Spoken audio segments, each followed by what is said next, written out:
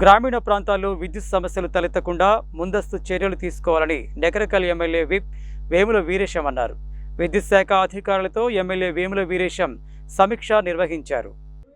నకరికల్ పట్టణంలోని పన్నాలగూడెం క్యాంపు కార్యాలయంలో నియోజకవర్గ పరిధిలోని కేతపల్లి, నకరికల్, కటంగూర్, నార్కట్పల్లి, చిట్యాల మండలాలకు సంబంధించిన విద్యుత్ శాఖ అధికారులతో ప్రభుత్వ విప్ నకరికల్ ఎమ్మెల్యే వేముల వీరేశం విద్యుత్ శాఖ అధికారులతో సమీక్షా సమావేశం నిర్వహించారు.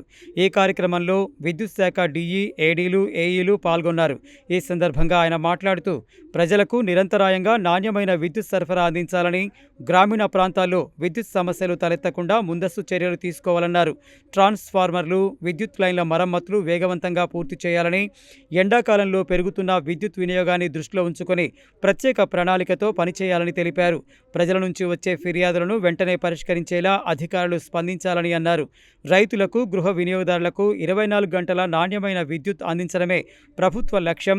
అధికారులు క్షేత్రస్థాయిలో పర్యటించి సమస్యలను గుర్తించి తక్షణమే పరిష్కరించాలి. విద్యుత్ అంతరాయం వల్ల ప్రజలకు ఇబ్బంది కలగకూడదని స్పష్టం చేశారు. నియోజకవర్గంలో పెండింగ్లో ఉన్న విద్యుత్ స్తంభాలు, కొత్త ట్రాన్స్ఫార్మర్ల ఏర్పాటు, ఓవర్లోడ్ సమస్యలపై అధికారుల నుంచి వివరాలు తెలుసుకొని తక్షణ చర్యలకు ఆదేశించారు. అలాగే కట్టంగూరు మండలం ఐటిపాముల గ్రామంలోని ధాన్యం కొనుగోలు కేంద్రాన్ని ప్రభుత్వ విప్ నకరికల్ ఎమ్మెల్యే వేముల వీరేశం ఆకస్మికంగా తనిఖీ చేశారు. ఈ సందర్భంగా కొనుగోలు ప్రక్రియ, ధాన్యం తూకాలు, రైతులకు అందుతున్న సౌకర్యాలను క్షుణ్ణంగా పరిశీలించారు.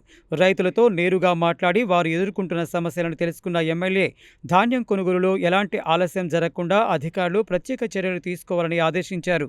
రైతు ఆరుగాలం కష్టపడి పండించిన పంటకు గిట్టుబాటు ధర దక్కాలని, తేమ, తాలు పేరుతో రైతులను ఇబ్బంది పెట్టొద్దని స్పష్టం చేశారు. అనంతరం చిట్యాల పట్టణంలోని వరలక్ష్మి మిల్ వద్ద ఏర్పాటు చేసిన ధాన్యం దిగుమతి కేంద్రాన్ని పరిశీలించారు. ధాన్యం నిల్వ, రవాణా, దిగుమతి ప్రక్రియలను సమీక్షించి రైతులకు ఇబ్బందులు తలెత్తకుండా అన్ని శాఖలు సమన్వయంతో పనిచేయాలని సంబంధిత అధికారులకు ఆదేశించారు. నార్కట్పల్లి పట్టణ కేంద్రంలో పీఏసీఎస్ ఆధ్వర్యంలో నిర్వహిస్తున్న ధాన్యం కొనుగోలు కేంద్రాన్ని కూడా ఆకస్మికంగా తనిఖీ చేశారు. రైతుల శ్రమకు తగిన గౌరవం దక్కేలా కాంగ్రెస్ ప్రభుత్వం కట్టుబడి ఉందని, పండించిన ప్రతి గింజను ప్రభుత్వం కొనుగోలు చేస్తుందని, 48 గంటల్లో రైతుల ఖాతాల్లో డబ్బు జమ అయ్యేలా చర్యలు తీసుకుంటున్నామని ఎమ్మెల్యే తెలిపారు.